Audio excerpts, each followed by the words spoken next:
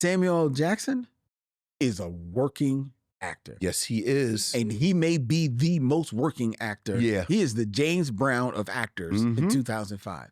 You can tell he is choosing the moments when, okay, I got to work in this one and I got to cash a check in this one. Right. And the man is Samuel L. Jackson cashing a check. Young Drunk! Welcome to the Micheaux Mission. 2 Men, 1 podcast, every black film ever made. My name is Vincent Williams, and I'm joined as always by my partner. Hey, holla at your boy. This is Len, a.k.a. the Bat Tribble. And here we are. Here we are. This is May, and here on the Micheaux Mission, that means that is more aptly titled, Mother May I Have Another One of Those Bad Black Movies. A month where we devote our time and yours to exploring movies that maybe are misunderstood, maybe are a little lackluster, but probably are just bad. And tonight we will start the month with Len's choice, 2005's The Man. The Man. Starring Samuel L. Jackson and Eugene Levy, and directed by, I guess it has a director, Les Mayfield. But before we get to who is the man and who isn't the man, and man, how did we get here? How you doing, Len? I am doing great, Vincent. How about yourself? I'm well as well. Shout out to each and every one of you out there who are watching us as we stream live to YouTube from Young Junk, Philadelphia's premier video podcast palace. We are streaming to YouTube and to every one of our missionaries out there in the chat. Hello, missionaries. Good evening, one and all. Vincent, I don't know, real quick, this is May. It is. Which means we are going to be devoted to bad black movies. Yes, we are in the heart of darkness. Yes. Into the abyss. Into the abyss we go. Which also means that these are probably reviews that we're not 100% like, we're not looking forward to these reviews, because who wants to, speak badly of black art? Sure.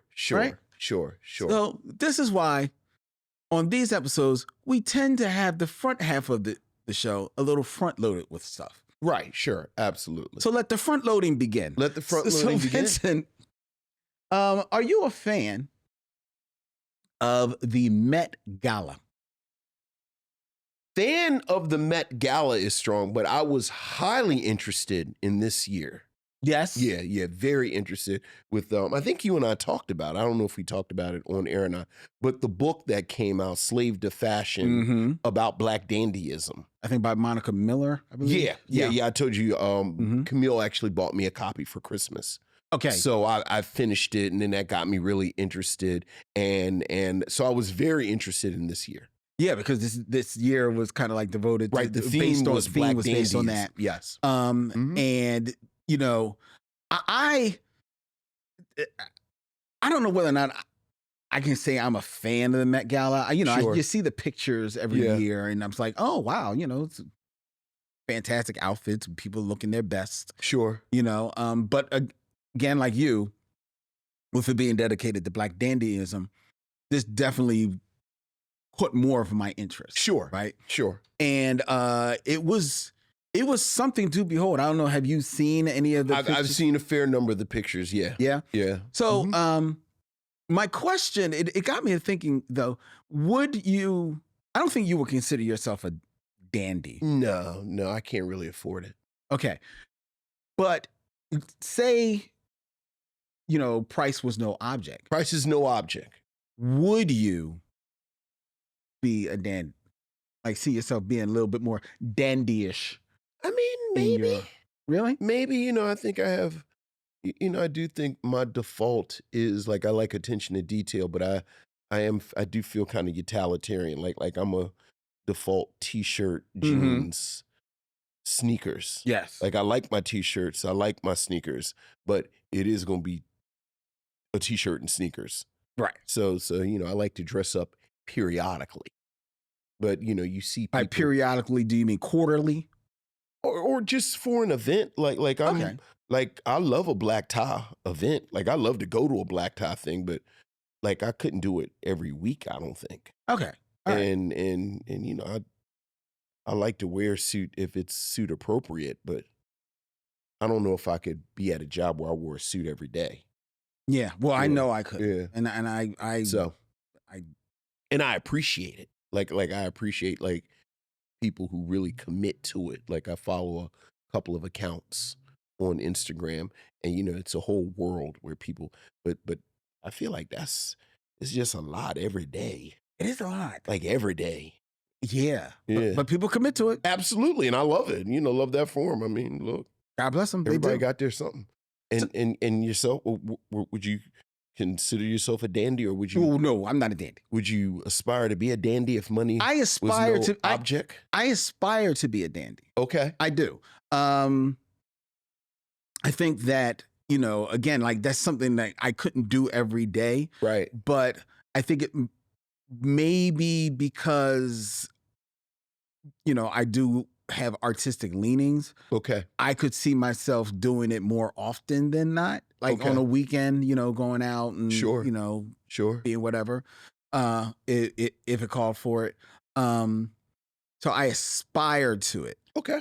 But this got me thinking, because as I was looking at all of the outfits, Mm-hmm. all of the pictures and all the photos, and I actually spent a lot longer than I thought I would watching the red carpet live on YouTube. Okay. Oh, you were in. I was in. You was in. Okay. I was All right. I was there, man. Straight with Tiana Taylor was hosting. Sure, And she was sure. looking fantastic. She looked great.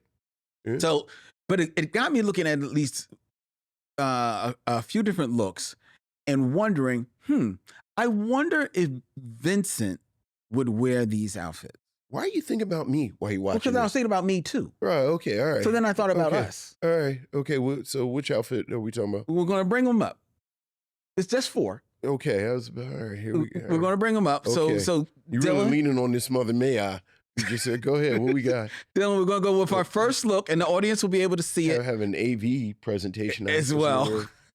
Go ahead. This first look, I believe, is Jeff Goldblum, Right.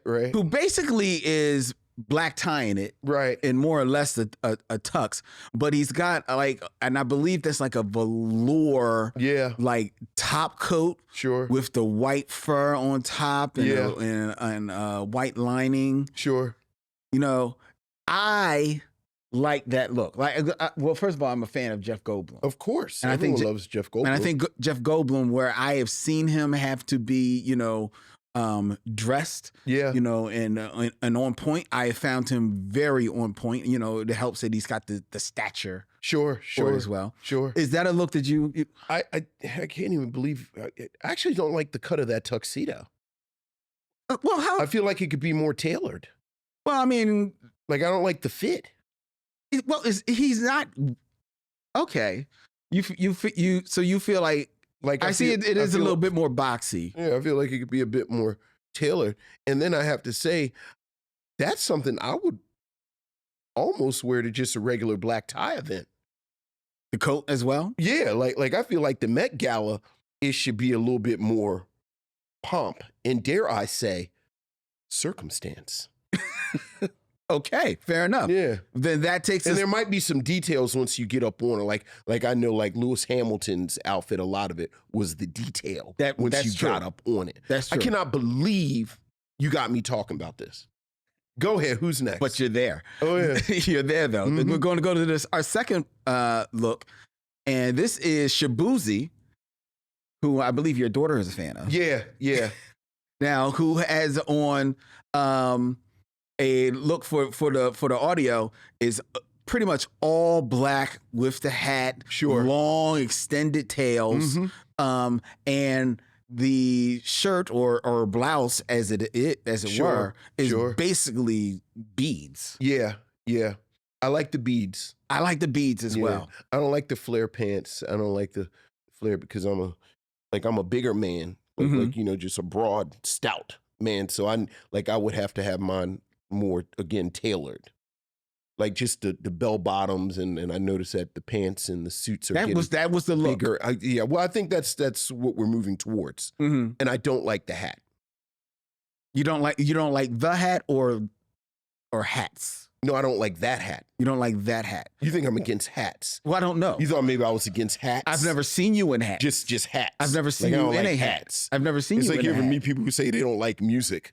Yes. Like, you don't like music? I don't like music.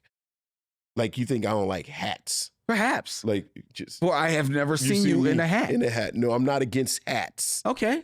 Now I know. Now you know I don't like that hat. But you don't like that hat. That particular hat. Okay. Okay. Fair enough. All right.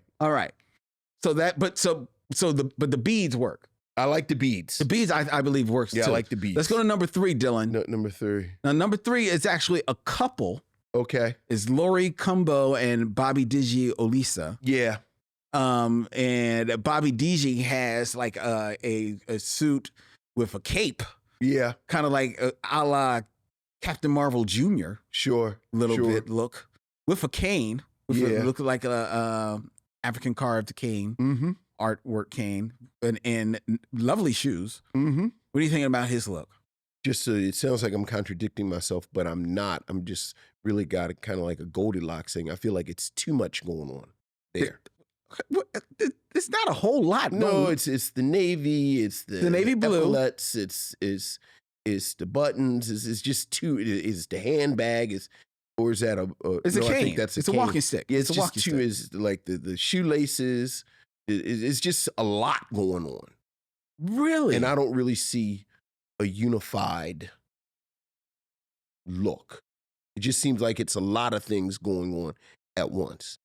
To me, this is not my deal. Like, I'm sure there's somebody who follows fashion that could say, oh, well, this is about the theme. And in 1912, the boulets in Harlem, this is what they wore. And this is an allusion to that look. And so I'm just saying, to my naked eye, someone who is not, this is not, you asked me would I wear it?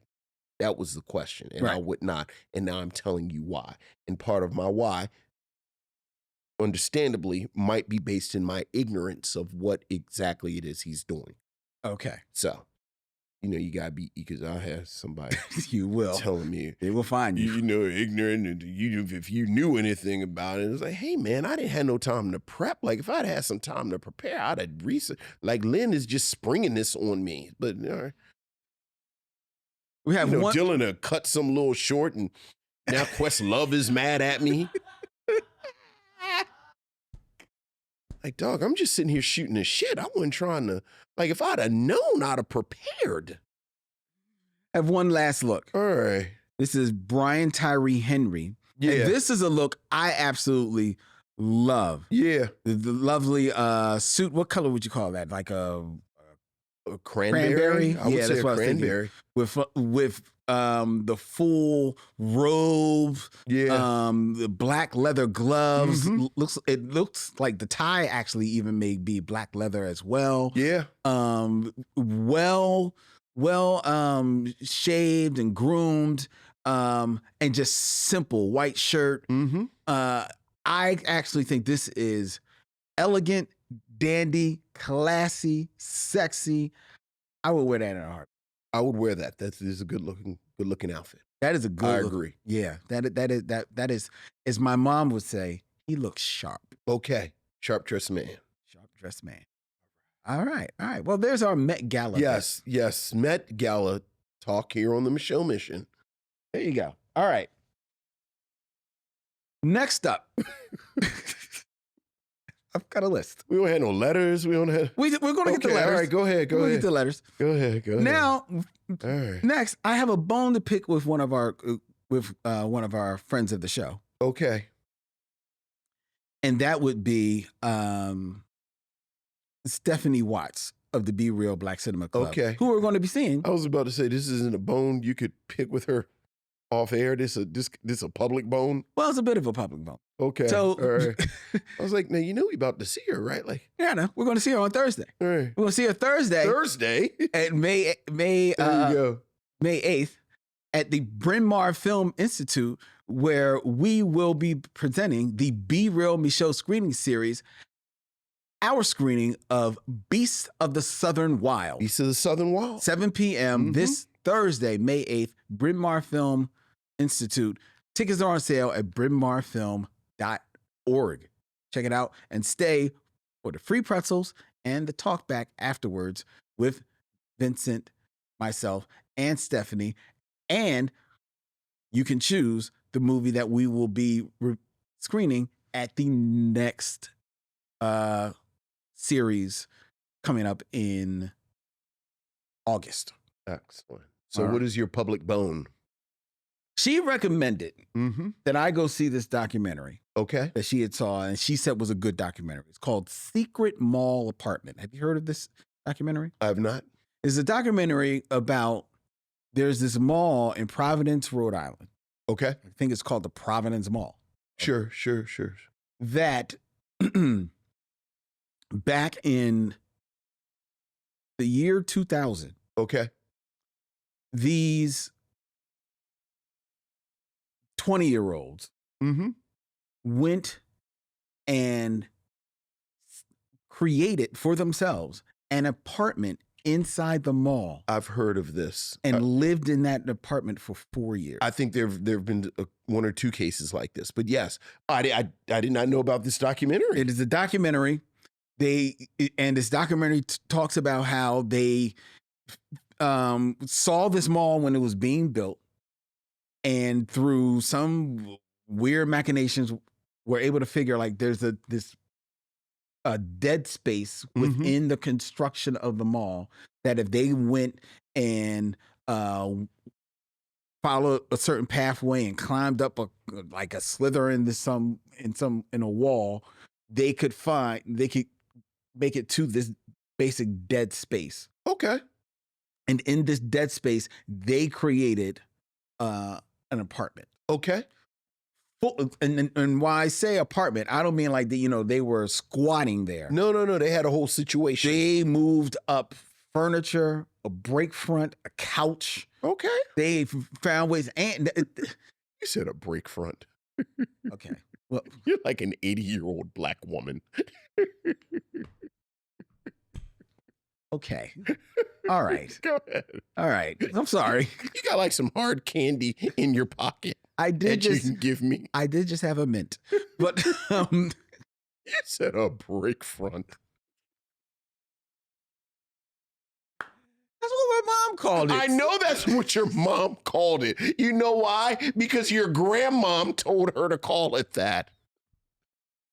And you weren't allowed to play near it. Well, no. Oh, I know. I know how this works. Had them dishes in it that no one ever used. Nobody ever used it. Never. That and the silver. Yeah, oh yeah, right. The silver. That no one ever used. Except when you took it out to clean it twice a year. Is that not the weirdest thing? I know. I'm sorry. But when you said the word, I like words and language. And I don't know the last time I've heard someone use the word break front. So I thought that was worth actually acknowledging. The crazy thing is that right now, I can't even think, what is it that you're supposed to call it? Because in my mind, it's always been a break front. Right. It's like what is it? It's like part of the dining room set. Yeah. But like that's it's separate. Called something. Right, like the china closet, maybe. See, that's old too. Yeah. I think break front became china closet. Do white people use the word break front? Is that a black word? It has to be. My mom was black. I think we might need more data. White missionaries. We're wondering, have you ever heard the term break front? Talk to your elders about it. And so they have an apartment. They've moved in all of this furniture, including a break front. Yes. Also, they realize that, you know what this apartment is missing? And they're like, what? We need a wall right here. So they bring up cinder blocks. And make a wall. Create a wall. Now, this is how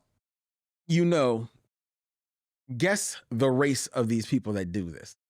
So they have to bring these cinder blocks into the mall so they Yeah. can build a wall. Yeah. They can only bring them through this one door, which sets off the alarm every time they do it. Oh. But they just go and set off the alarm. And no one ever. The police come to them one time when they're taking the cinder blocks up. Hey, what's going on? What's happening here? Y'all taking cinder blocks, off hours Right. into the into the mall. The practice story that they tell the police officer, yes, we understand, sir. We got these cinder blocks to take them home and had them in the truck, but the truck, it broke the back of the truck. So a friend of ours is picking us up, but can't come up here because the mall is closed. So we have to take the cinder blocks down the steps one by one to put him in his car. And the police says, Okay, carry on. okay, carry on. We're in Rhode Island. Yes. It's like non-Cape Verdean guys over there that we need to go in. Okay. all right. Exactly. I'm trying to get to your beef, though, because it sounds like it's a good documentary. So it's horrible. The documentary's horrible? Oh, it's so boring. It is. Oh my God. It sounds fascinating to me, Len. I only saw that part because I woke up Where'd you watch this? in Center City. Oh, it's actually in the... It's in the theaters. I'm So sorry. my beef is that I paid to see this. Oh, no, Len, you may have sold it to me. You know what? I'm going to go see it and come report back to the class. Yeah. Okay. Go ahead. All right. Go Okay, ahead. Stephanie, so we'll see. Yeah. All right. All right. All right. It's so boring. All right. All right. Next. Next.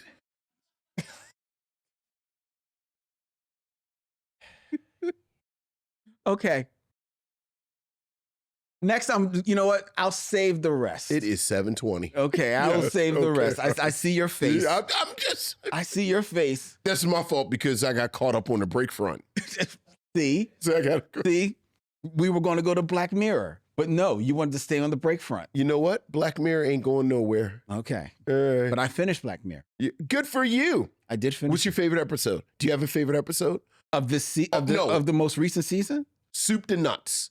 Whole thing. What's your favorite episode? I said that was going to be my question for you. Oh, All right. I can answer that easy. What's your favorite episode? The entire history of you from the second season. The entire history of you. The entire history of you. That's the one with the grain, where the dude thinks his wife is cheating on him, and the technology Oh, is yes. everyone records Yes. everything. Yeah, that's one of my favorite. That's one of my favorite science fiction stories of all time.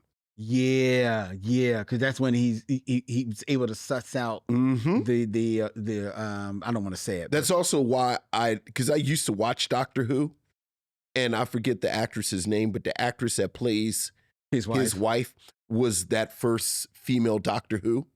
Oh, she was. And I hated her so much in the entire history Now of you can't- that it made me not watch Doctor Who.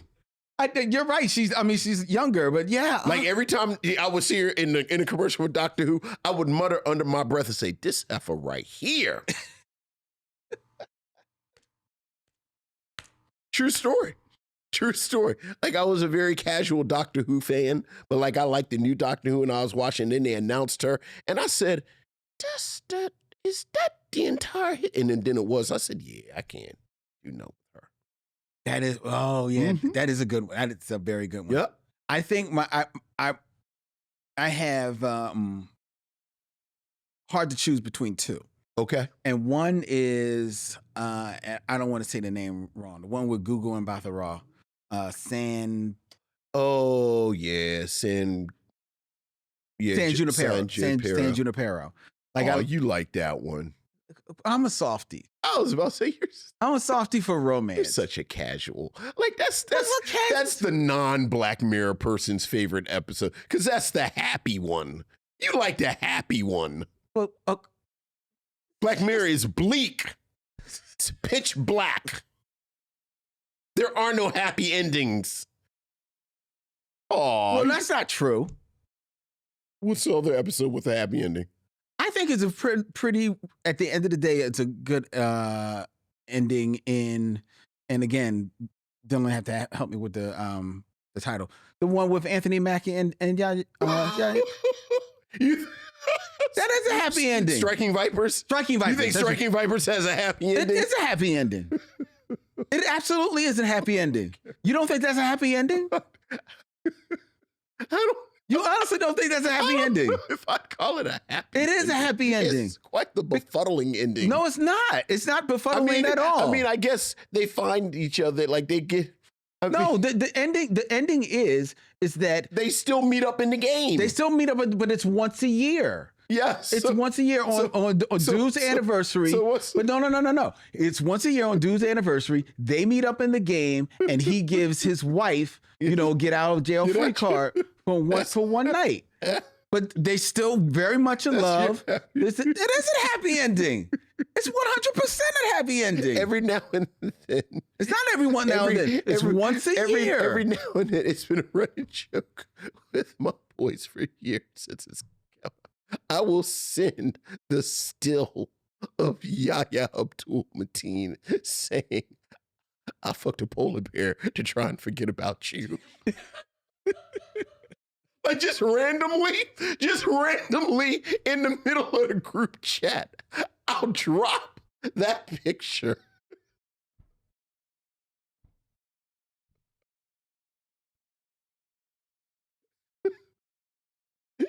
So, yeah, I guess that's all's well that ends well. It is. Okay. That was a happy ending. Okay. All right. Okay. And I do love that episode, but that's not my other one. Okay. That's not my other one. It's close, but it's not my other one. My other one, and okay, it definitely appeals to the softy in me as well.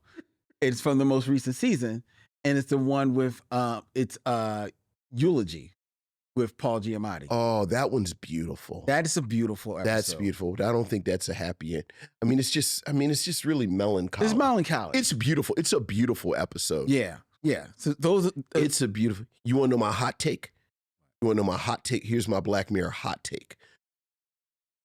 The first two seasons, I think there are only 3 episodes in the first 2 seasons. So my hot take, I think this past season is the strongest season of Black Mirror.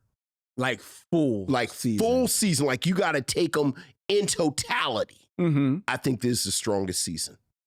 You might be right because I just finished binging all of them. Mm-hmm. So you may be right. Like I think the Issa Rae episode was the weakest, but I thought there's a lot of good stuff in it. I thought there were clever moments in it. There is. But I think it is a really strong 6-episode season. Yeah. It's funny that the Issa Rae episode, Hotel Reverie, there's a lot of good stuff in it. I saw what he was trying to do, but I think it was just maybe one too many ideas. Yeah, but it still is beautiful. I mean, it pains me to say it. I just don't think Issa Rae is a strong enough actress for them to have put that on her shoulders. Yeah, 'cause she's a little one note. Yeah, she's a little one note in it, and you needed a little bit more layers. In there. I agree. Yeah, but even having said that, like you said, it's the ideas are interesting enough, and it does that Black Mirror thing with technology where it's not the day after tomorrow, it's like this afternoon. Yeah, where you can very much see the film industry headed this way. Absolutely, like in 10 years, 10 months. Yeah. So all right. Oh, cool. All right. So.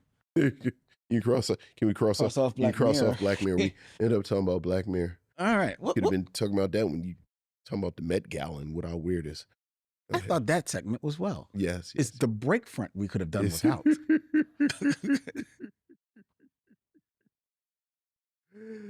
You want to keep your tangent. No. Get away with the tangent. And we'd be on time. Right now, 7:30. Yes, it is. Yes. And it's time for your emails. Or, as we like to call them, missives from the missionaries. So what else is going on, Len? We have emails, Vincent. Ooh, missives from the missionaries. Ooh. Ooh. Ooh, missives from the missionaries.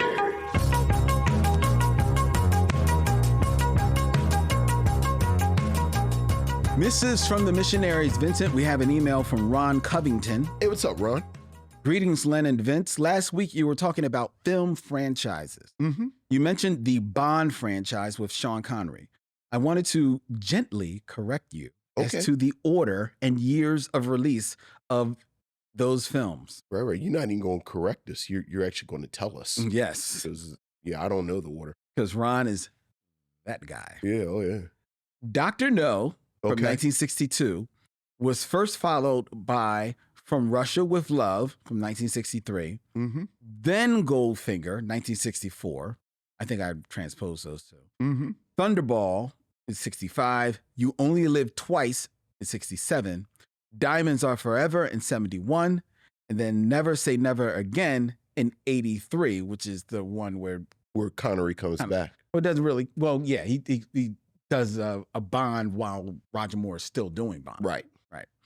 George Lazenby did On Her Majesty's Secret Service in 1969, which was before Diamonds Are Forever. Never Say Never was a remake of Thunderball, but we talked about that.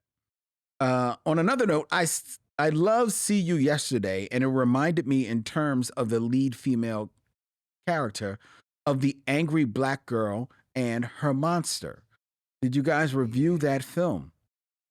We have not. We have not, but that's on my list of. See You and Angry Black Girl would make for an interesting double feature. What films do you appreciate where the lead is a young black female who uses her cunning and wit to navigate danger rather than brute force? As always, keep passing the mic, Ron Covington. I'm sure there's not too many films that where the woman is the female lead, black woman is the female lead. Well, girls. I mean, you got to do Girl with All the Gifts. Yes, and I guess she does use her cunning ultimately. I mean, appropriately enough, I think Beasts of the Southern Wilds is a good one. Yeah. I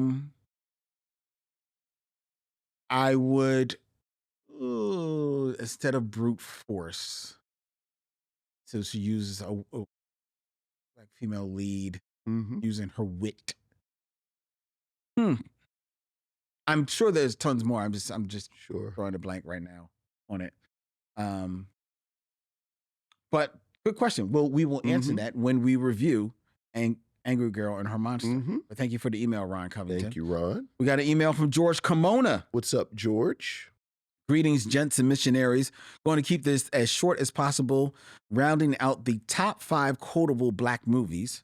He says, New Jack City with Sit Your $5 ass down before I make change. Yeah. Am I Your Brother's Keeper and Rockabye Baby? Rockabye Baby.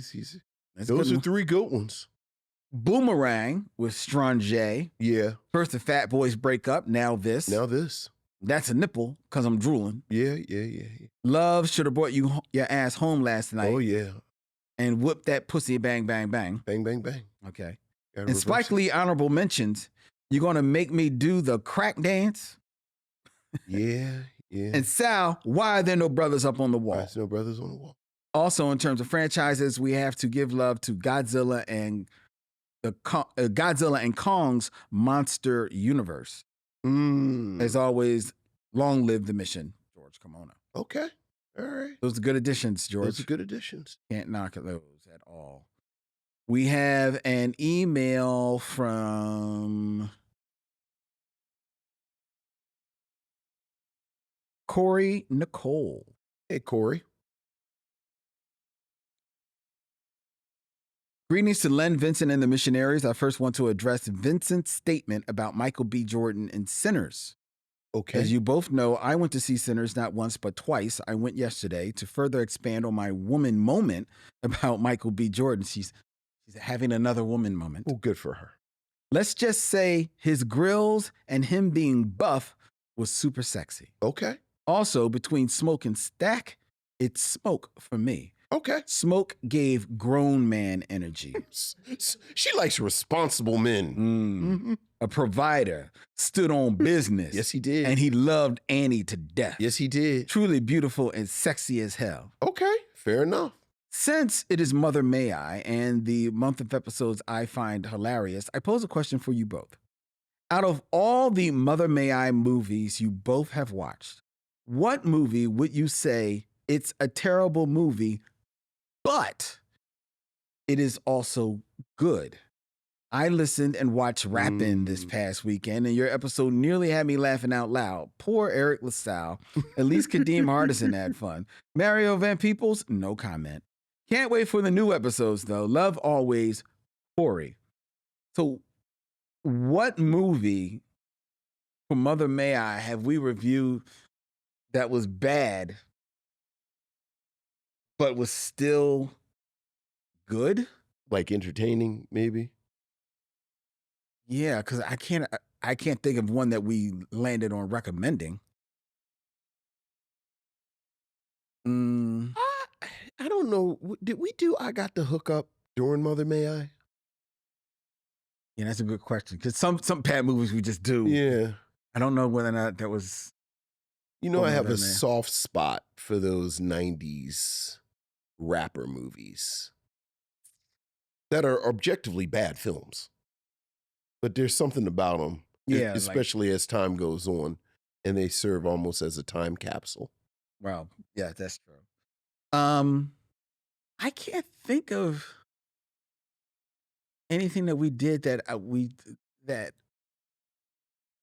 we kind of liked, or certainly that I kind of liked. Yeah. I can't think of one. Yeah, not a. Ain't gonna be one this month. Yeah. Well, no, that's not true. This month there may be one. I'm looking forward. There's one of the movies we're watching. I haven't seen since I first saw it. Sure. So I'm interested in that. I don't know. You know what? I think we did Pootie Tang for Mother May I.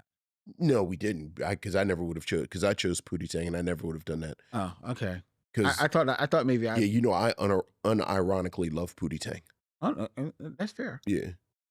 Then I can't. Yeah. No. All right. Sorry, Corey. We'll have to look back. We'll have to look back, and I would right now, but on the phone, it's a little time consuming. Yeah. And because of Vince's tangent, we're on the clock. So You don't want to over there. I felt like I'm sitting here talking to Big Mama. we have another last email. This is from Michael Lockett. Hey, what's up, Michael? Evening, gents and fellow missionaries. My salutation makes me feel like I'm walking into a family-owned and operated speakeasy where you two have a table and I have a standing Tuesday sit down with you. Nice. It's nice. That's what he says. It's Yeah, nice. I like that. Thank you, two, for always bringing that real family welcome and sit down. You're welcome. You are welcome. Spoiler alert, both films I'm talking about today were good. Okay. Last week's See You Yesterday was just as good on a second watch as when I saw it when it first came out. There are only a handful of time travel films I'll ride for, and this is one of them. A great story that is real in both its teenage quirk and the painful story swirling around it. I haven't seen much from the stars since and hope their creativity isn't being stifled because this piece was wonderful. Mm-hmm. My time travel trip landed with you two as you critiqued This Is It, the Michael Jackson concert film. Yeah, oh yeah. As much Michael Jackson and his siblings that I have lived through, this film was a special look behind the curtain. Last year, I took my family to see the musical MJ, which was a polished up, whitewashed version of this man. Yeah, yeah. Don't get me wrong, the performances and story were moving. I had never seen this kind of joy and or honesty from MJ. I was 100% feeling y'all's riff on Michael in Black Dynamite. The code was indeed cracked. MJ was a cold mother. I heard from two different sources that Michael Jackson beat Tupac's ass over and over one of Quincy Jones' daughters. Shamon. That is the urban legend. Yes. That is the urban legend. So I believe it's a legend. I mean, with the disclaimer, we're just talking like if you look at the actual data, Like you look at the two players involved. Okay. Look, we all love Tupac. Mm-hmm. And, no disrespect to Tupac, but this is what I know for a fact about Michael Jackson. Michael Jackson was from Gary, Indiana, and had 5 older brothers. Okay, true. But the legend is that Michael Jackson beat his ass. Yes. Not that Michael Jackson got somebody to beat Tupac's ass. That's what the legend is, that it was Michael Jackson himself. Do you believe the legend?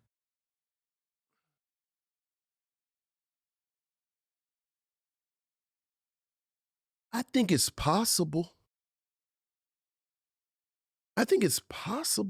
Well, anything is possible. No, but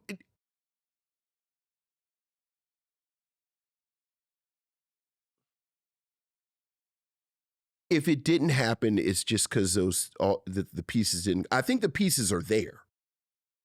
I think it would not surprise me in the least if Michael Jackson had hands. How old is Tupac supposed to be in this story? The thing about Michael Jackson is I feel like people would take him for bad, and then you look up and you'd have been two-pieced. How old is Tupac supposed to be in this story? Look, however old, I don't know. I think he's supposed to be still a young in his teen. 20s. In his 20s? I guess. I mean, he died in his 20s. I don't know. All I'm saying is that it does not, look. Men of a certain age, I always believe they can fight across the board.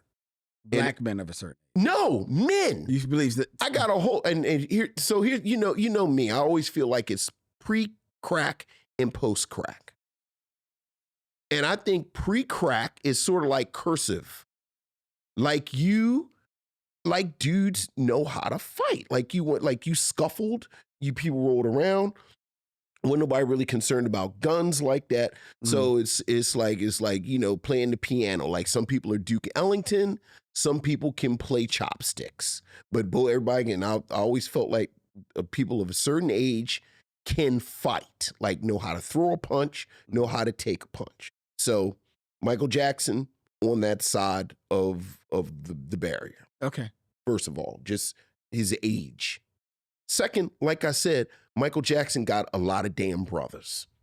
And if you know anybody in a family with brothers, them dudes usually can fight because they were in there fighting. Yeah. And like I just said, and you're not trying to hurt nobody, but just the actual skill.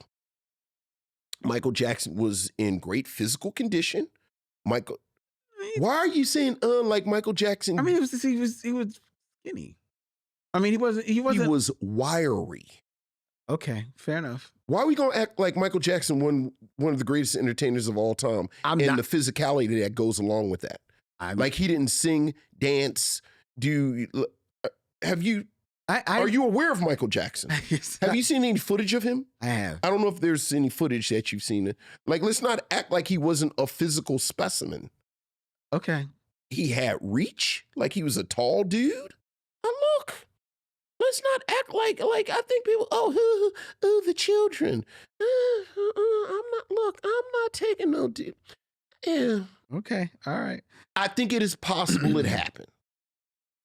I don't know nothing about Tupac and what Tupac, but I do know Michael Jackson. Michael Jackson, he's a man of a certain age. He had 5 brothers. He been performing since he was like 6, 7 years old, as we all know from the historically accurate docudrama, The Jacksons, An American Story. Joe had them carrying cinder blocks back and forth. Like, I mean, let's not... to a secret apartment. Look, Providence Mall. Like I heard, I said, it sounds too good to be true. Okay. But, look. Michael continues, I believe it was Vincent that brought up the centering of spirituality in the creative process that allowed Michael Jackson to survive. And I think for Prince to be able to continually evolve, create, and stretch himself. Do you two think, more than any other personality type, Black creatives need some sort of spirituality to maintain themselves in their artistic projects in the whirlwind of white delusional systems all around them? P.S. I too need a drink with copious amounts of ice when Ava DuVernay is around. Sweet Jesus, that woman. All the best, Michael Lockett. You want us to... What kind of question is that, Michael? I don't think it hurts. I think spirituality helps. I think you need something to keep you centered. Yeah. You need something to keep you centered. Yes, Michael. That's my insightful analysis. I think you need something to keep you centered. And that's what it is. It's really just about is a centering, and it is. You need good counsel. Yeah, but there's a part of me like, as you get older, I guess you get a little bit more cynical. I don't know necessarily that I would call it spirituality, but that center, whatever that is within you, I think it is born from your relationship to religions and learning these things, and then taking that and melding it with what you know and creating. I tell you wouldn't know in 20 minutes we won't be talking about fart jokes. The one funny moment in this stupid movie. Oh boy, you've got a low bar for funny. Well, I needed something. Yeah. All right. Well, Thank you, Michael. Thank you, Michael. Thank you for that email. If you have any emails that you want to send, now's the time in May to send all of your emails. Just bring them all on. Send them to micheauxmission@gmail.com. Everything. Matter of fact, why don't you just forward all of your emails to micheauxmission@gmail.com. Right. For the month of May. If you want to renew your subscription to Reader's Digest, just send it to us. Send it to us. Talk about it. We'll read about it on air. Right. Please. Right. All right. And now it's time for the Game of Kings. The Game of Kings. Or as we call it, 6 Degrees of D'Urville Martin. All right.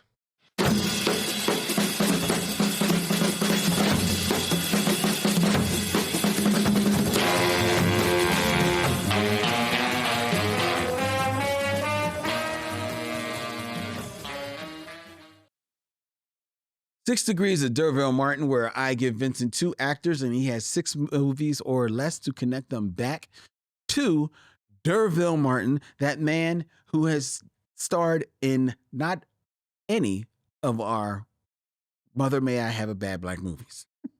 Nor any episodes of Black Mirror. All right, Vincent. All right. Keeping it in theme. We are going to be reviewing for tonight 2005's The Man. The Man. Starring Samuel L. Jackson and Eugene Levy. And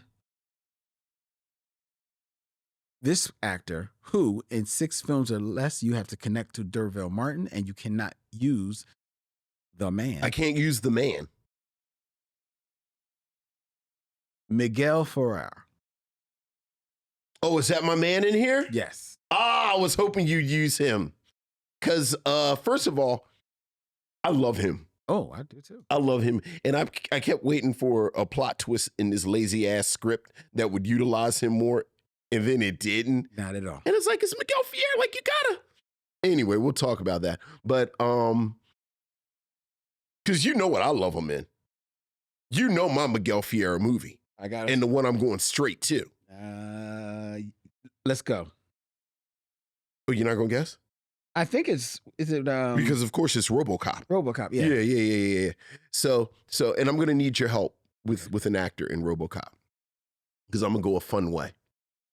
Because D'Urville Martin is of course in Five on a Black. No. He's in Dolomite with Rudy Ray Moore.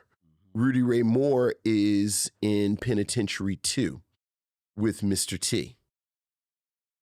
Mr. T is in DC Cab. Yes. With Irene Cara.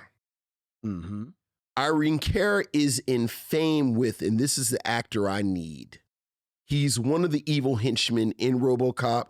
He was on ER for years, but he was in Fame as the closeted gay actor. Mm. Let's see.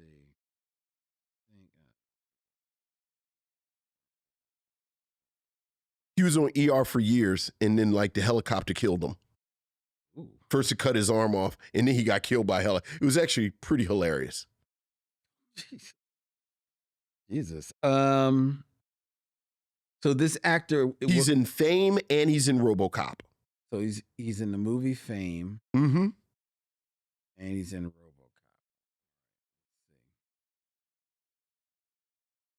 Let's see. It's not Fame. It is. Is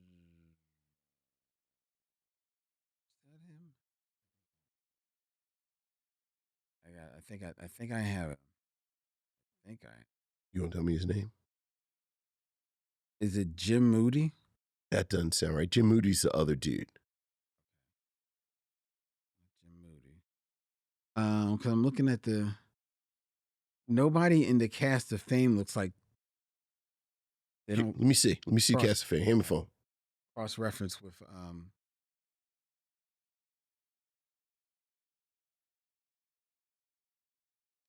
Paul McCrane. Paul McCrane. Paul McCrane. Never heard of him. Paul McCrane. Lisa just said it. Lisa Alexander just said it too. So Irene Cara is in Fame with Paul McCrane, and then Paul McCrane is in RoboCop with Miguel Ferrer. Oh yeah. Oh, he's always a bad guy. Yeah. Wow. From Philly. Is he from Philly? From Philly. Very nice. I always like Paul McCrane. Yeah. Okay. All right. Very good. Vincent. Yeah. Oh yeah. That's a deep cut for you. Hey, how often do I get to talk about DC Cab?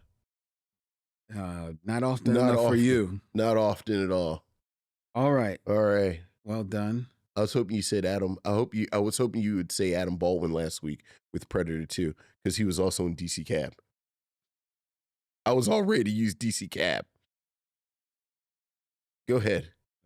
You've already broke the record with how long it took you to fit in Flash Gordon. I know. Who's next? All right. In 6 films or less, connect D'Urville Martin to Ann Archer.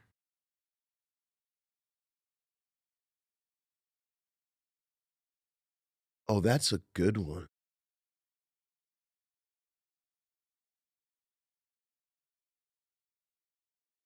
Is Ann Archer?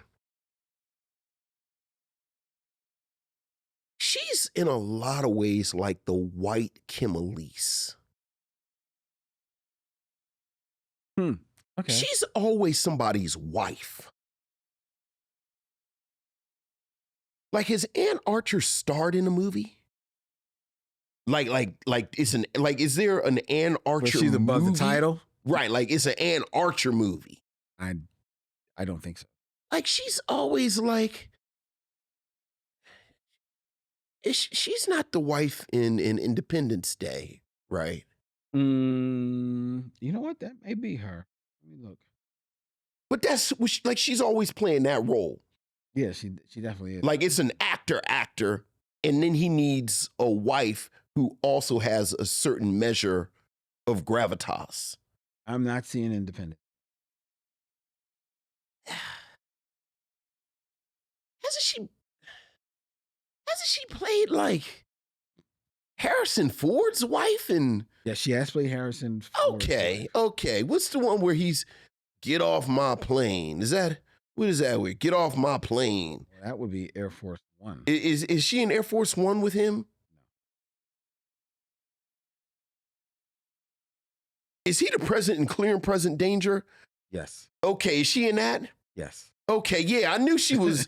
Like, I knew it was somewhere. It's like, I'm Harrison Ford, and it's like this is an actory role, but it's still Harrison Ford, so I might punch somebody in the mouth. All right, well, we'll do that real quick, because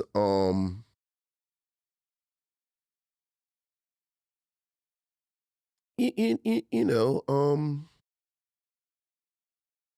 Delville Martin is in the final come down with Billy D. Williams, who is, of course, in The Empire Strikes Back with Harrison Ford. And then Harrison Ford is in Clear and Present Danger, which is a film that I know I saw. But if you pointed a gun to my head, I couldn't tell you the plot at all. Like, I know he's the president, and I guess there's some danger that is both clear and present. And Ann Archer plays his wife, who's equally in danger. Right, but she's like a first lady. And it's like you're playing Harrison Ford's wife.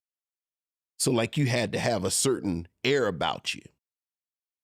Still saying absolutely nothing about the movie. Yeah, but I'm just saying, but that's Ann Archer's lane. I know. It's like Kim Elise. Like only a certain actress could be Denzel Washington's wife.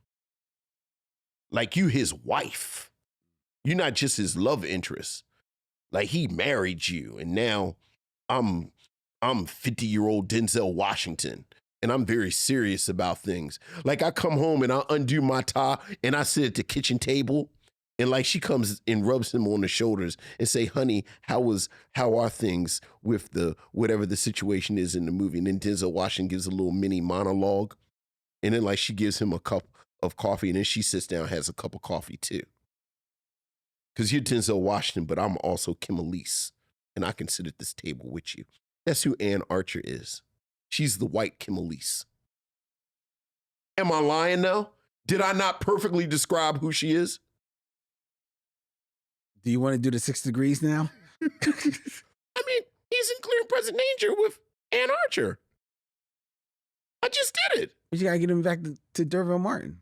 I started with D'Urville Martin. D'Urville Martin is in the final come down with Billy D. Williams. Billy D. Williams, you know I said this. I said this exact same thing like 5 minutes ago. You did? Yeah, I did. Are you not listening to me?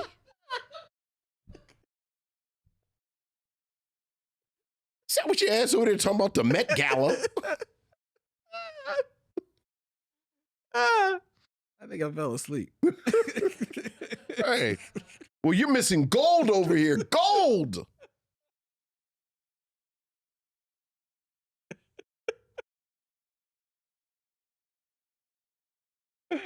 Okay, well. All right. Oh, look at we're in the studio. Yeah. It's the 6 degrees of D'Urville Martin. Mm-hmm. Well done, Vincent. There you go. Okay, well, I guess. Here we are. Nothing else on the list. We covered your list. If you're suffering with some, feeling like you need to talk to someone, you may want to try BetterHelp. Go to betterhelp.com/mm. Receive 10% off your first month. There's someone to talk to. BetterHelp.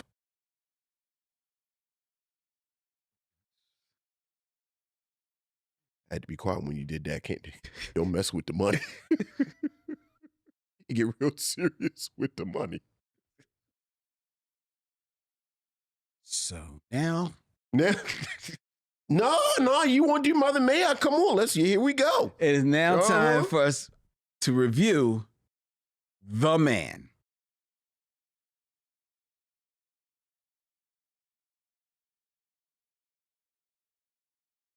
The Man, a 2005 buddy cop comedy starring Samuel Jackson, Eugene Levy, and Miguel Ferreira, is about gun runners who have killed undercover cop Derek Van's partner.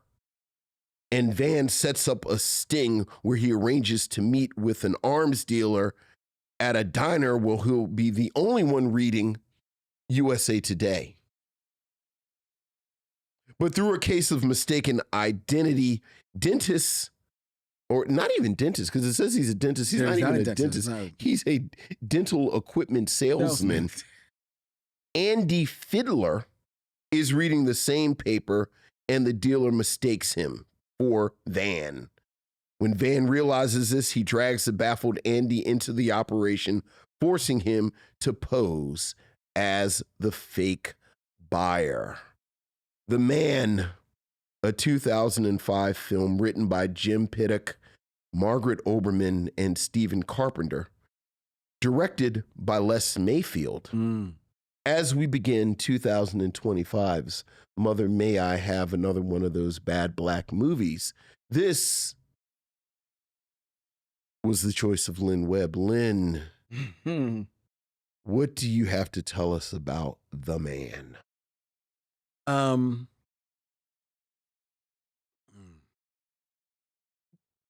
The reason why I was interested in reviewing this film, Okay, all right, is because I was very curious about the teaming up of two actors who I enjoy. 100%. I enjoy, we have gone long and hard here on the Micheaux Mission about how much, for the most part, we enjoy Samuel L. Jackson. Not all of his movies are top notch, but he always lays it on the line. Absolutely. One of the great actors working today. Absolutely. Because we review Black films, it's not often that we're able to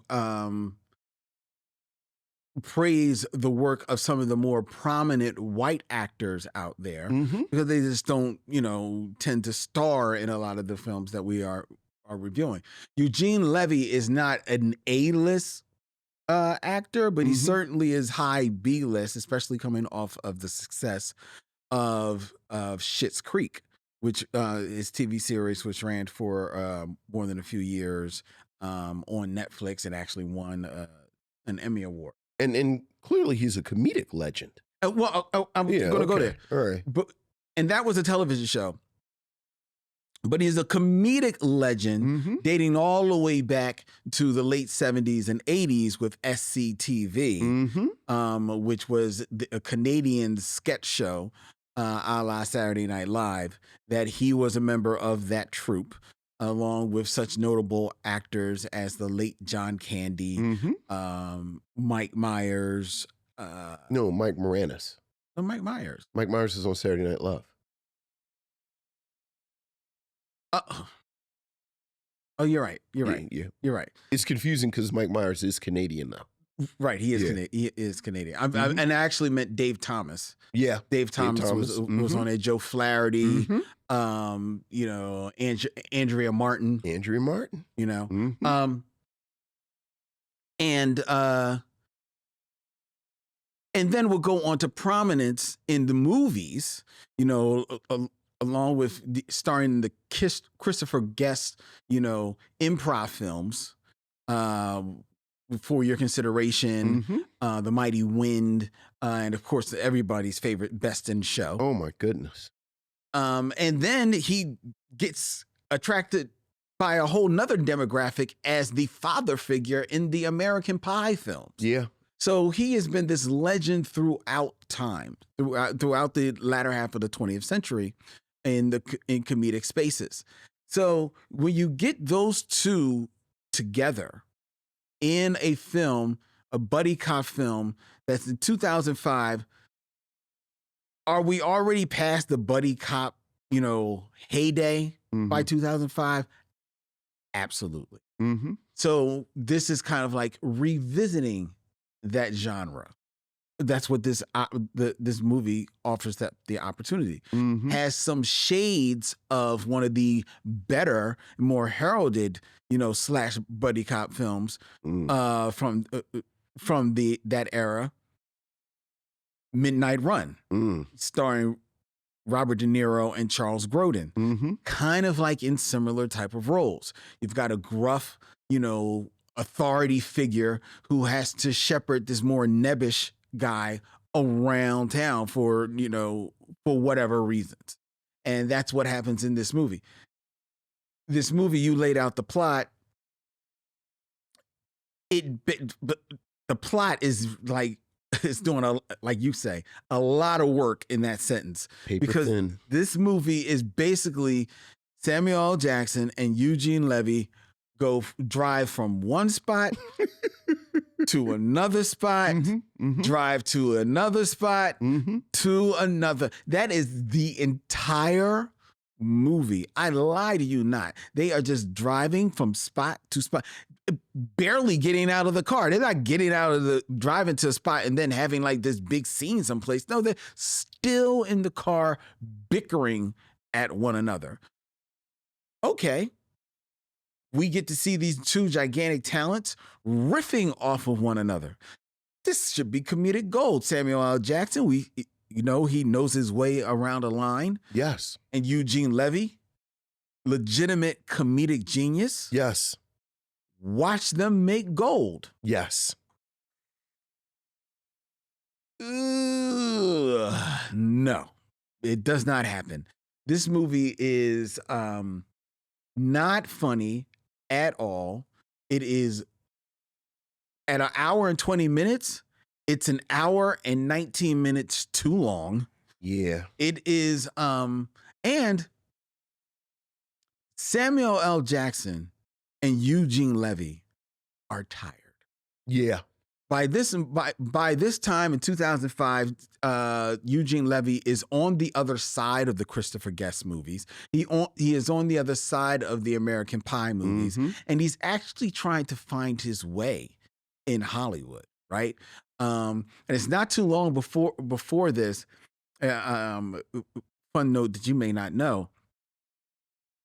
Were you a fan of the TV series The West Wing?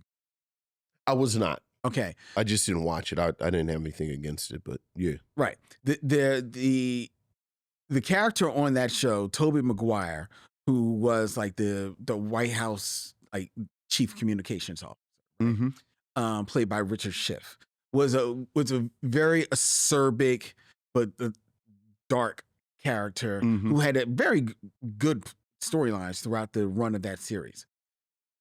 Eugene Levy was up for that role. Eugene Levy actually was the man who they thought they were going to hire for that role before Richard Schiff walked in, and they ultimately gave it to him. And it's interesting to go into a parallel universe where Eugene Levy, this comedic, character of note, joins this drama and is allowed to now be funny when he has to be, but also show different dimensions and show his dramatic chops. Wondering where his career would have been, because he would have been on that show and around this time. Okay. He would have still been on the West Wing, still doing capable work, maybe even going up for Emmy nominations like Richard Schiff did, instead of still trying to find his way around. Samuel L. Jackson, 2005, he's on the other side of the Star Wars movies, and the Marvel movies are about 3 years away with Iron Man.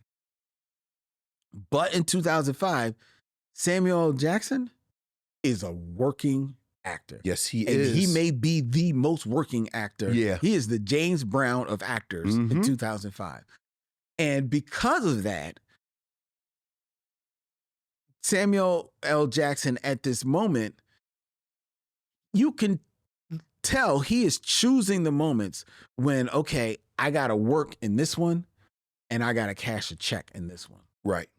And the man is Samuel L. Jackson cashing a check. Yeah. He is 100% cashing a check. He is phoning in this performance, which is basically him doing Samuel L. Jackson does Denzel Washington in Training Day. I actually said it's Samuel Jackson playing Samuel Jackson type.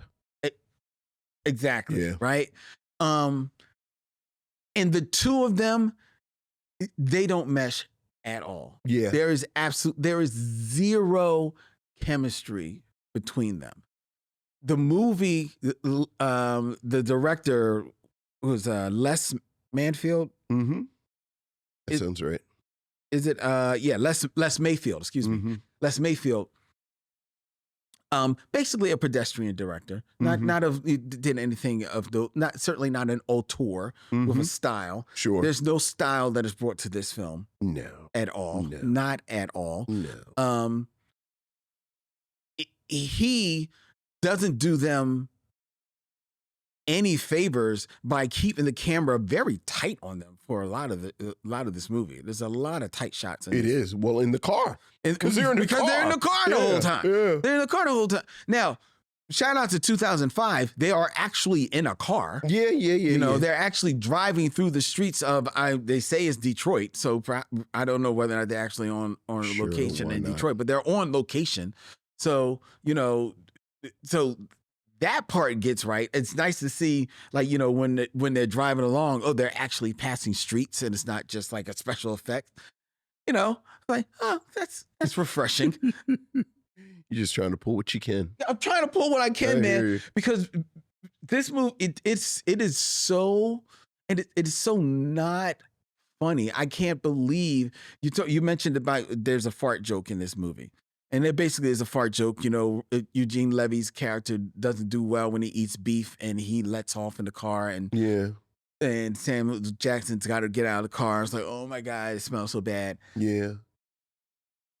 The sound effects of him farting made me laugh. Oh, you're one of those guys. That sound effects, not just any fart sound effects. These specific fart sound effects. Your fart sound connoisseur. Well, yes, I like a nice wet fart. Like the wet. These were like the sound of a wet fart. It was a wet fart. You could feel the flapping of the cotton. Yeah, and I that made you laugh. It made me laugh. Okay, it made me laugh. Fair enough. Perhaps either that or I was just dumbfounded.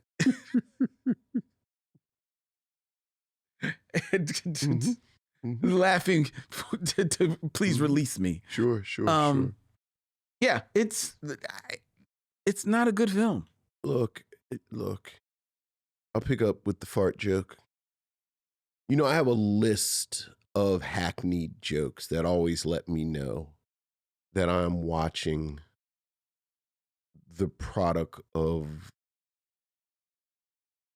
I don't want to use a word like lazy, because that's a very provocative word, but a not entirely active imagination and productive.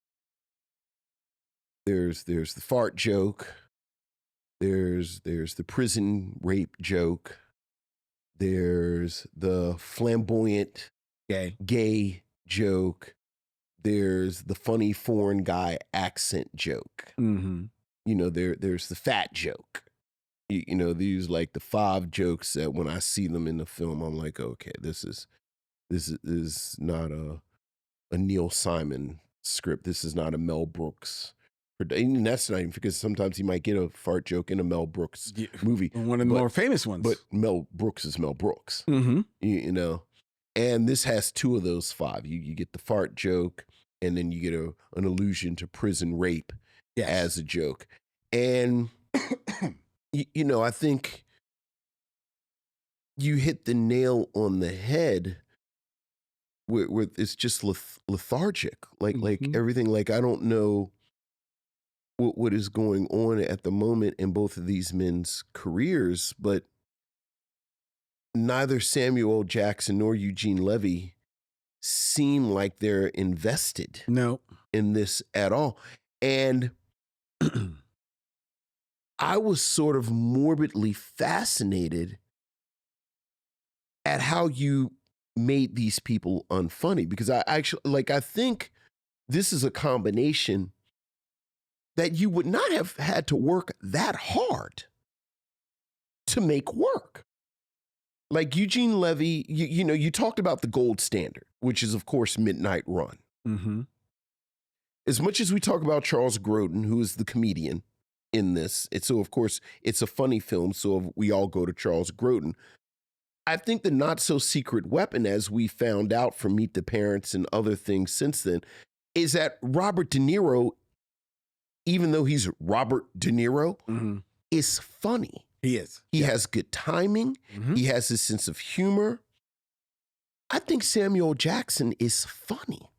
I think you think about Samuel Jackson in something like Jackie Brown. You think about Samuel Jackson in The Great White Hype. You think about Samuel Jackson you were talking about in the letters, in Jungle Fever. Like, he is funny. Like, he can be Samuel Jackson, but use all of the characteristics of his acting and apply it comedically, much like Robert De Niro could do. Yes. The flip side, the great thing about Charles Grodin, and you know I love Charles Grodin, is that as funny as he is, there is this sort of dark streak under there that you get that kind of nice, it's almost like salted caramel. Like, you get that great contrast with him. And I think Eugene Levy, as you mentioned, he's in all those great Christopher Guest films. And I think the thing about the Christopher Guest films is much like I just said about Charles Grodin. They're very funny. Yes. But there is this edge right underneath. And SCTV, the reason that you talk about SCTV as the only real counterpart to Saturday Night Live is that SCTV had that as well, and Eugene Levy has that. So I was actually fascinated by how unfunny it was. Like I couldn't believe you can actually put the two of them in this enclosed space, have them bounce off each other, and it not be funny. I know. Like that was almost an art. Like have you ever tried to clap off beat? Like, have you tried to clap off beat? Right. And it's very difficult. Like, you find yourself, like, that's what I felt with this. I almost felt like it should have fallen into rhythm at some point. And it just doesn't. I joked about Michael Fier. There are moments in this script where you assume it's going to be some type of reversal. There's this character, Joey, who reports to this mysterious Kane. Yeah. And the film sets you up, okay, well, at some point we're going to see who Kane is, and you assume because you've seen movies that Kane's going to be someone that we've seen before, and it's going to be some type of plot twist. And then the answer is Joey says, "No, I'm Kane. I'm also Kane." There's this detail where Van's partner was killed by a 45. Yes. And then we come to find out another character is also killed by a 45. So you think, well, who has a 45? Like, what is this for? No, that doesn't go anywhere either. The film is an hour and 20 minutes, and yet somehow has padding. Like, at one point, there's like Eugene Levy steals a car. And I actually had in my notes, are we actually padding an hour and 20-minute film with a car? A car? It's not a chase. It's not even a chase. No. It's just him driving fast by himself for no reason. And it goes nowhere. It goes nowhere. And Samuel Jackson, actually, he commandeers a car so that he can kind of like follow him. It's all over the place. Several times in the film, Anthony Mackie is there, and he's very young in his career. Yes, so this is Anthony Mackie. Like, he actually looks like a kid. Getting his SAG card. But I don't really understand why he's here. Like, there's a joke, and I use the word joke very lightly, that Van hits him with the car. Mm-hmm. But then it just sort of, you know, the character Van has a daughter that maybe that's, like, there are all these sort of gestures to plot development that don't go anywhere. Because there is no plot. And I don't, you know what, can I tell you the God's truth? I don't understand how this film got made. Like, I don't understand what the pitch was that someone said, we're going to produce this. I mean, I guess, like, I guess Samuel Jackson, Eugene Levy, I guess maybe they signed up for the money. Maybe the money? Yeah, absolutely. Absolutely. Somebody. And then someone said, we've got Eugene Levy and Samuel Jackson. So, and I was half expecting. So we'll produce it. I was quite surprised that, at least not in my research, that this wasn't some script that was left over from the heyday of buddy cops that you found out was actually attached at one time to Bruce Willis or something like that, because that is it's not odd to get Samuel L. Jackson in this movie, right? Especially at this time, right. Strike while the iron's hot. Make that money. Make that money. Absolutely. Have your name above the credits if you can, whenever you can. Sure. So it's not out of line for them to get him, but to get Eugene Levy, who had only one other time, and this was at least 20 years before, or some more smaller film, had his name above the credits. Right. Like in 2005, Eugene Levy is not the person you pull for that assignment. Like. You didn't see that in the room, that these two just don't mesh? Like, what are we doing here? Right. It makes absolutely zero sense putting them together. And whose instinct was it in 2005 that we needed a buddy cop film again? See, I think you keep saying buddy cop, but I guess in my mind, the buddy cop is a version of an Odd Couple film. Yeah. And, I don't think you can ever go wrong with these Odd Couple pairings. They just did. No. I mean, just as a concept. Like, I think that's an evergreen concept. Like, you take these two. Look, as much as I dislike them, apparently I'm in the minority. Kevin Hart and The Rock have probably made 4 versions of these Odd Couple films in the hour that we've been doing this. Like the two of them just print money doing this. So it's not like, oh, nobody wants to see this odd pairing of people together. Because I think people do. And I think they work when they work. Okay. All right, fair. I mean, what's the now here's a question. What's the last good one? Like, what's the last sort of, I'm an action guy, I'm a comedian. We put him. You know what? Speaking of Kevin Hart, what's that movie he made with Ice Cube? Where's Kevin Hart? Is that Ride Along? Yes, I enjoyed that. Oh, there you go. For what it is. There you go. The movie that Ice Cube made with Charlie, not Charlie Hunnam. Is that Charlie Day from Always Sunny? From Always Sunny? The was that Fist Fight or where they play the teachers? Yeah. I like that. Okay. I think they can work. They can, but let's be clear. This doesn't work, but I think as a concept. Well, it may be heresy for me to say this.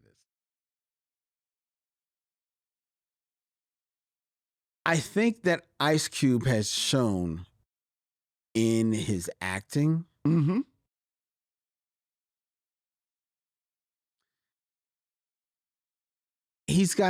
he can bring it. He can bring some different levels, some different energies. And like tone down the Ice Cube. Like sometimes Ice Cube is on screen and he is the baddest man on the planet. Yes. But there are also times where he is on screen and he legitimately is one of the nicest guys. Yes. He can play that well. Yeah. Samuel L. Jackson, I think, I don't know if he fully has that range, or at least I haven't seen him fully exercise that range on film. You don't like his character in Jackie Brown?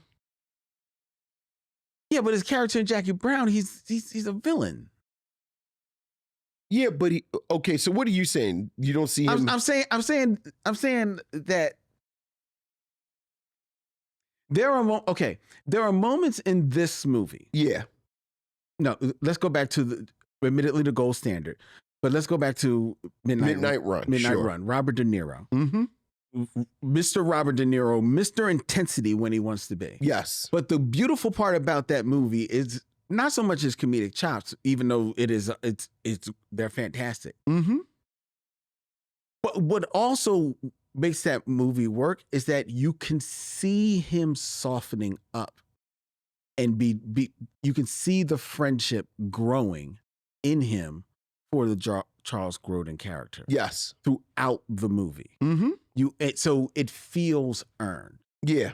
In this movie, Samuel L. Jackson, whether or not it's the direction, it's the script, or his own instinct, is so one note. Yes. Just beating up on the guy, and even though he's dragging this dude all around the city, even though this dude has helped him make a connection to his little daughter. Yeah. All he is doing is beating up on this dude the whole movie. So that when it seemingly is a friendship moment, none of it seems earned. Yeah, but I think that's because the script is absolutely horrible. I don't think Samuel Jackson couldn't have pulled that off with a better script. But I don't know, because I don't think that he has been asked, at least not that I have seen or I can recollect, to show that dimensionality in the majority of his roles.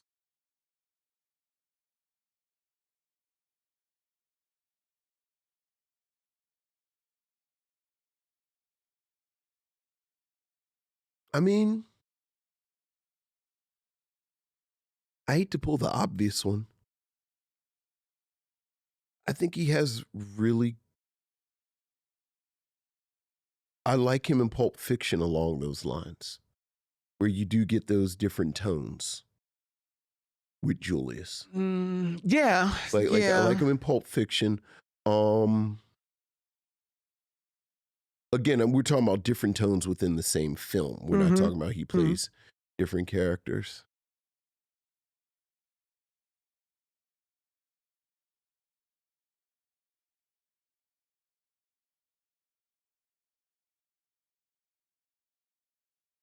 I think Eve's Bayou, he's really complicated. Oh, yeah, but I don't know. I don't know. I don't know. You don't see the softer side. I think he's very soft in Eve's Bayou. I think he's amazingly soft in Eve's Bayou. With his daughters. Yeah. I don't see it. I never trust them in that movie. You never trust. Now that's interesting. It's really dangerous bringing up Eve's Bayou in this conversation, because that is a film that is 1,000,000 times more interesting than this. Yeah, I don't think you ever trust him in Eve's Bayou. At least me. I don't trust him in Eve's Bayou. And I think that I think that's a fair read, though. Yeah. Especially if we say that Journey Smollett's character is an unreliable narrator, which I think you can.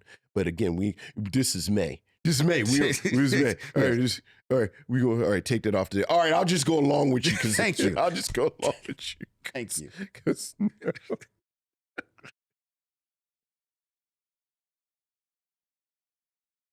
Because it is interesting. We gonna talk about say Eve's Bayou. Say it. You started. No. But it is a fascinating moment that what we find out about what transpired between him and Megan Good's character. We find out in a letter, but we find out in the letter that Journey Smollett's character has read. But then you realize that the whole movie is embedded, that this is Journey Smollett as an adult telling the story. So you have like 3 intermediaries, right, between what happened. Like, we never actually see what happened as the viewer. We have adult Journey Smollett's character relaying what she said as a kid, relaying the letter that she read that he wrote. So, right. All right, go ahead. I ain't got nothing else to say about this movie. What else you want me to say? I think this film's biggest crime is that it's boring.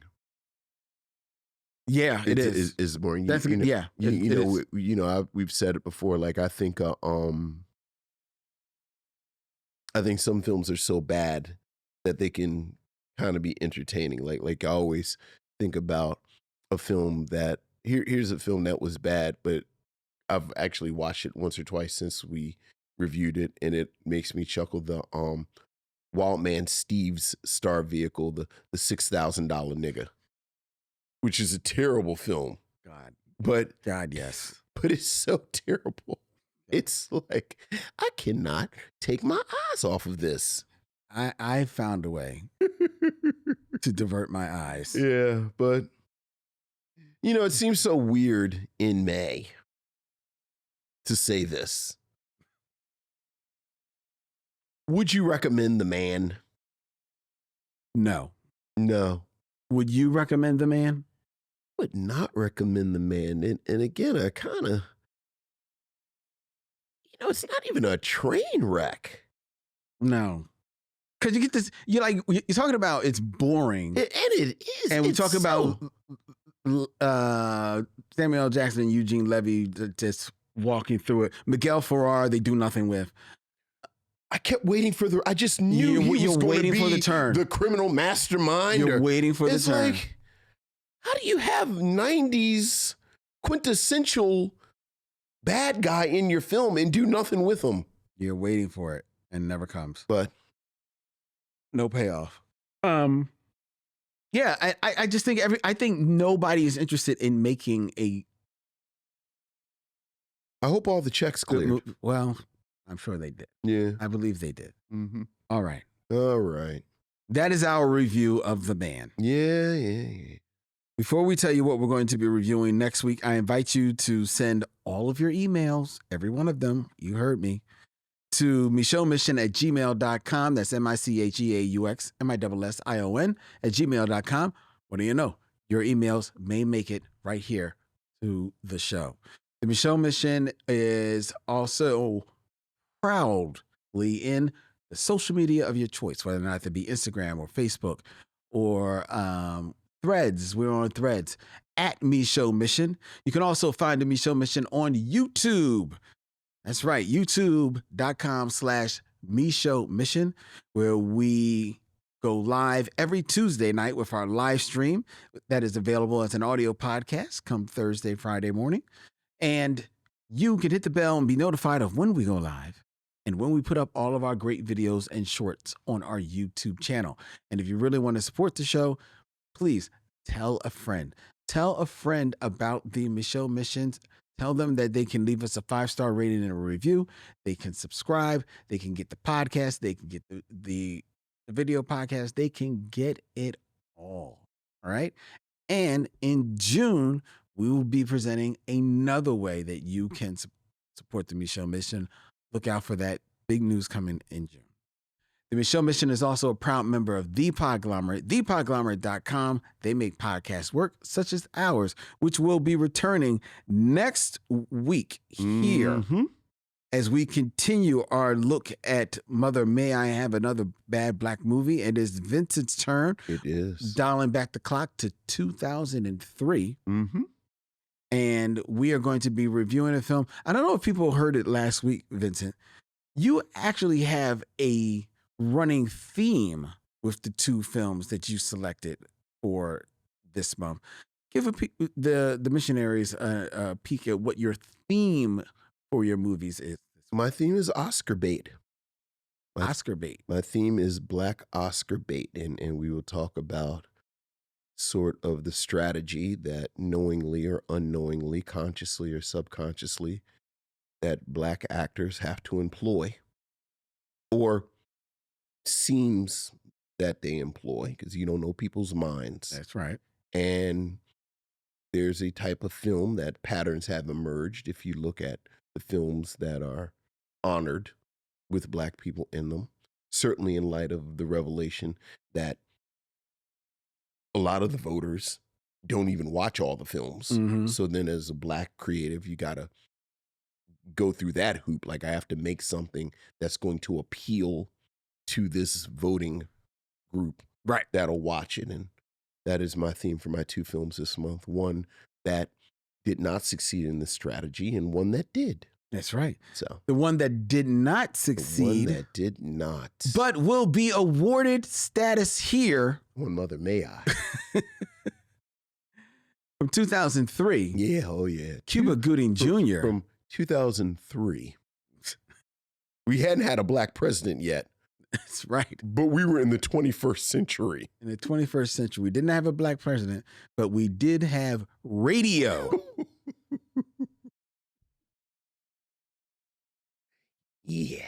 The film that inspired Tropic Thunder. Next week, here on the Micheaux Mission. Until then, he's Vincent, I'm Len, and in parting, we say, We'll see you when it's time to meet again. Young John!